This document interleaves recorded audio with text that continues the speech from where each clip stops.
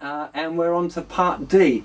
Now part D is almost like the fingerstyle thing, but he's using a pick, which is kind of makes it kind of interesting. There's one little sneaky bit in here which foxed me for many years as to how he was trying to what he was actually doing to play it, and he's using, there's just one little note where he uses a pick and a finger at the same time.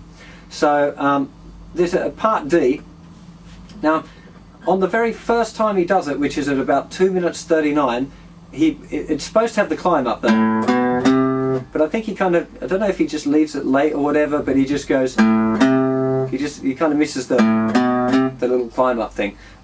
So I'm going to play it with the climb up, because I'm pretty sure that's what it does every other time you get to this part, but just on the very first time it doesn't happen. So it's slightly different chords to what we had before, although they're very similar harmonically. We've got C, then G with a B bass, which some of you recognise from my slash chords lesson the other day. This is the second finger playing the second fret of the 5th string, little finger on the note D, which is 3rd fret of the 2nd string. So up, straight up the C, straight up the B, the G with a B bass. Now here's the, now at this point you're having to pluck the 5th string, the 5th open string, with your pick, and at the same time you're using your second finger, well you could use whatever finger you like really, I use my second finger, on the 2nd string to pluck the open string, and we've got that little hammer-on thing with the 1st finger. So 1st finger starts off on the A minor chord, and then pick reaches over to play the 3rd string. Might take you a little bit of practice to get that, but it's worth it because it sounds pretty cool, I think, on the record like that. Straight up the A minor, then the climb, C, G. Now this part, C, G with a B bass, but we're only playing the 5th string, 4th string and 3rd string, so we don't need to worry about putting the little finger down. But that's a G with a B bass. Now there's a lot of debate over what these next two chords are. It definitely finishes on an A minor.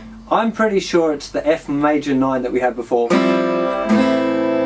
which is 3rd finger, 3rd fret, 4th string, open G string, 1st finger, 1st fret, and the open E string. Actually, I'm pretty damn sure that's what it is, but I've seen quite a few other people play it other ways and going, oh, it kind of sounds a bit like that one, but this is the one that I think you should go for because it sounds pretty right to me. Let me just play that this part D once through now. So.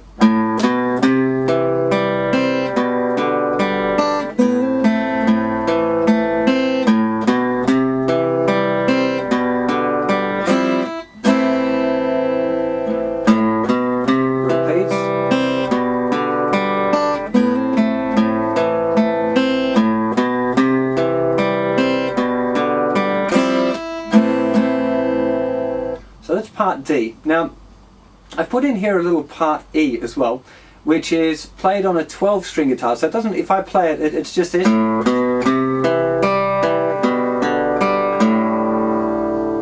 Kind of sounds a bit funny like that, but on a 12-string it sounds really cool. It's really just a C chord, G with a B bass, and finishing with the note A. Now it is played on the guitar as well, but the guitar's kind of sunk down a bit and the 12-string guitar is really loud over the top. For those of you that have seen Zeppelin fans, you know that of course he plays it on a 12-string Gibson double neck thing with 12-string on one end, one neck, and a 6-string on the other. If you haven't seen that, check it out. There's a few clips of it on YouTube and stuff, and it's awesome. He does like a 6 or 7 minute guitar solo. It's pretty cool. So anyway, that's that part.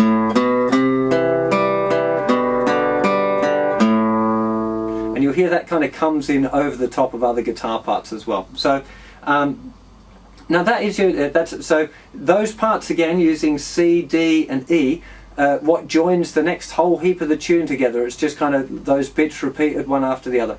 Use your ears, make sure you know, buy the tune, download it from iTunes, whatever, go and get the CD, and then listen to it.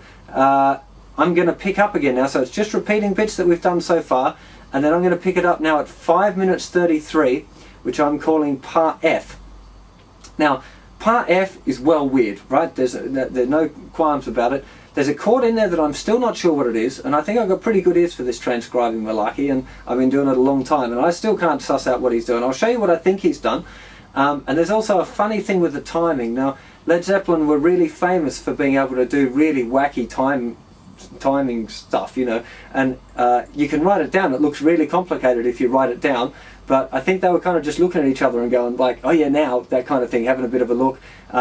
The Bonham on drums had a way of kind of, it sounds almost like he kind of falls out of time and then just goes really solid and everyone catches up again. So there's a little bit right at the end of this. So I'll explain that when we get there. So after we've done part E, just before 5 minutes 33, it goes, and it's just a big D chord, and I think he plays the A string as well, so it's like all the notes except the thickest string there. Then you've got this little,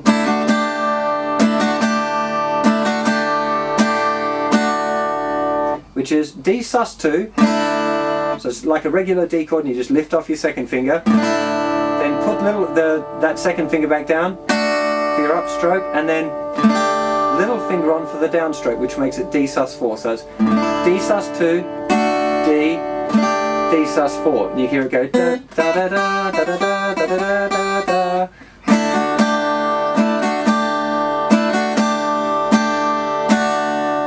And then we do the funny chord that I don't know what it is. It's definitely some sort of C chord. Now, what he's doing is, so it's just regular old C to start off with, but then you can hear the note F sharp being introduced. Now, I'm not sure if it's another guitar part playing, or whether he's changed chord, or what. I really can't suss it out. It's kind of, I hate it when there's very few things in my life I can't figure out what he's done. But it's this note here. It's the note that gets added is at the second fret of the thinnest string, and it sounds like he kind of goes.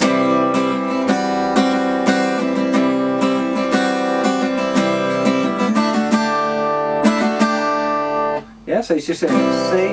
Now I'm doing it by lifting off my third finger and putting it down on the note F sharp, the second fret, thinnest string, and then making sure I just play the thinnest 4 strings. I also tried moving second finger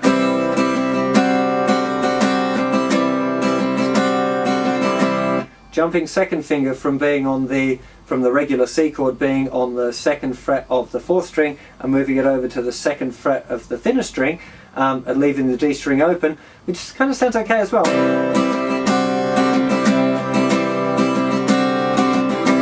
Really not sure which one of those he's doing, or if it's an overtracked guitar part. If any of you happen to live next door to Jimmy Page and want to pop over and ask him and drop me an email, let me know. I'd much appreciate it. It then goes from that C chord, it goes back into your second time through, and then it goes to a G with a B bass, and then that note's there again. Now at that point, when it goes to the G with the B bass, that's where the funny timing thing happens. And it sounds to me, for those of you that know a bit about music and rhythm stuff, sounds like it goes to one bar of 9/8, and then it goes back into 4/4 for the bar before the solo starts, which is very weird and odd, and I don't know how he does it. He's definitely displaced the snare drum. I'm just saying this in case some of you know what I'm talking about, or a drummer's watching it and might be able to explain it. If it does get explained, I'll stick a little either an addendum up on YouTube or on my website. So that's the one little bit that's kind of a little bit funny. Generally, if you just kind of play through it and catch up for the solo, you'll be fine, but I shouldn't really promote that kind of thing, teaching like that, you know, that's not a good plan. And that's taken us through page 2 of my transcription there, and that's where we get into the solo.